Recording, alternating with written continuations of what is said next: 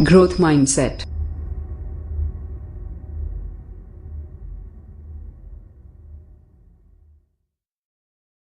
வணக்கம், நான் உங்கள் சிவகுமார். சுமார் 256 வயது வரை வாழ்ந்த சீன மனிதர். அவர் இறக்கும் முன் கூறிய ரகசியம் என்ன? லீ சிங் யோன் சீனாவைச் சேர்ந்த இவர் உலகிலேயே அதிக வயது வாழ்ந்தவராக கருதப்படுகிறார். இவர் ஒரு மூலிகையாளர், தற்காப்பு கலைஞர் என்றும் அறியப்படுகிறது. இவர் 1677 ஆண்டே பிறந்திருக்க வேண்டும் எனவும் கூறுகிறார்கள்.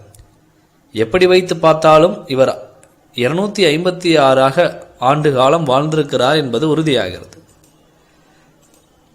இரண்டில் எது இவரது வயதாக இருந்தாலும் இவர் அதிக வயது வாழ்ந்தவர் நபராக கருதப்படுகிறார். இவர் இறக்கும் முன் இவ்வளவு ஆண்டுகள் உயிர் வாழ்வதற்கான ரகசியத்தையும் கூறி சென்றிருக்கின்றார். 10 வயதில் மூலிகையாளராக தன் துறையை தேர்ந்தெடுத்த பயணத்தை துவங்கிய இவர் 40 வருடங்கள் கோஜி, பெர்ரீஸ், இலிங்கோ, காட் சிங்சன், ஹி ஹுவான், கோட்டு, கோலா மற்றும் ரைஸ் வைன் போன்ற மூலிகை உணவுகளை உண்டு வந்துள்ளார். இதை இவர் 100 வயது வரை கடைபிடித்து வந்தார் எனவும் கூறப்படுகிறது.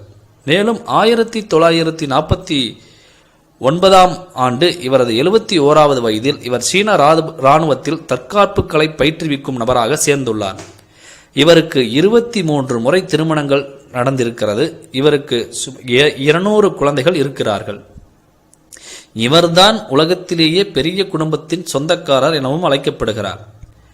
இவரிடம் ஒரு முறை நாங்கள் இந்த ரகசியத்தை கேட்கும் பொழுது, 256 ஆண்டு காலம் நீங்கள் தான் அதிக வயது வாழ்ந்திருக்கிறீர்கள் என்று சொல்லும்போது, நான் என்னை விட அதிகம் வாழ்ந்த ஒரு நபர், அதாவது 500 வருடங்கள் வாழ்ந்த நபரை சந்தித்ததாகவும் கூறியிருக்கிறார்.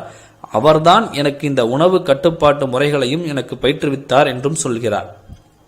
அந்த நபர்தான் இங்கு கியோகாங் என்னும் விசேஷ தற்காப்பு பயிற்சியும் மற்றும் சிறப்பு மூலிகை உணவு பழக்கத்தையும் கற்பித்தார் எனவும், அதன் மூலமாகத்தான் நானும் இவ்வளவு நீண்ட காலம் வாழ்ந்து கொண்டிருக்கிறேன் என்றும் கூறியிருக்கிறார். லீ இறக்கும் முன்னர் அவரது நீண்ட ஆயுள் ரகசியத்தை பற்றி கேட்டபோது, ஆமை போல் அமர வேண்டும், புறா போல நடக்க வேண்டும், நாய் போல உறங்க வேண்டும், இதயத்தை அமைதியாக வைத்துக் கொள்ள வேண்டும் என்று கூறியிருக்கிறார். சீன அரசின் வரலாற்று கோப்புகளில் உள்ளபடி லீ தனது 150வது பிறந்த நாளையும் 200வது பிறந்த நாளையும் கொண்டாடிய வாழ்த்துச் செய்திகள் அதில் வெளியிட்டிருக்கிறார்கள். ஆகவே இவர் 200 ஆண்டுகளுக்கு மேலாக வாழ்ந்தது ஊர்ஜிதமாகிறது.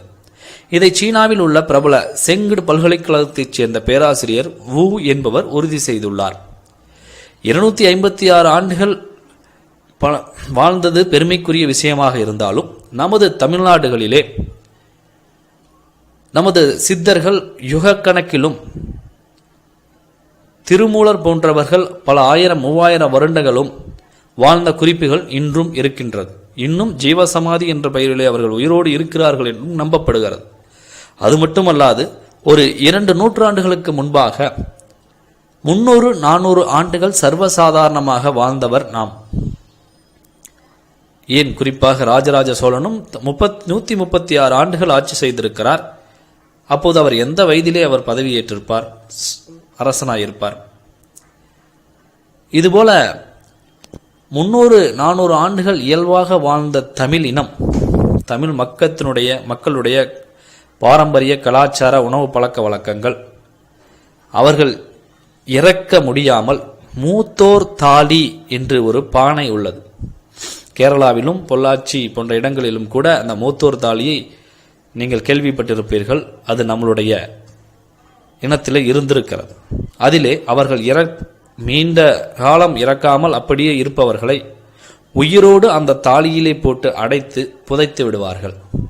இப்படி ஒரு பழக்கம் முன்னொரு காலகட்டத்திலே இருந்து வந்தது. அப்படி வாழ்ந்த நாம் நம்முடைய கலாச்சார சீர்கேட்டினால், உணவு பழக்கத்தினுடைய மாறுபாட்டினால் நம்மளுடைய ஆரோக்கியத்தையும் ஆயுளையும் இழந்து இன்று 60 என்ற நிலைக்கு தள்ளப்பட்டிருக்கின்றோம். இதிலிருந்தெல்லாம் மீண்டு நம்மளுடைய பழைய உணவு பாரம்பரிய கலாச்சாரத்திற்கு மாறும் பொழுது நாம் இன்னும் நீண்ட நாட்கள் வாழ்வதற்கான சாத்தியக்கூறுகள் நிச்சயமாக உள்ளது. இந்த வெளிநாட்டு மோகத்திலிருந்து மீண்டு நம்மளுடைய பாரம்பரியம், கலாச்சாரம், அதில் உள்ள பழக்க வழக்கங்களை ஆராய்ந்து எதை பின்பற்ற முடியுமோ அதை பின்பற்றி நாமும் ஆரோக்கியமாக நீண்ட ஆயுளோடு வாழ வேண்டும் என்று கூறி நன்றி சொல்கிறேன். வணக்கம்.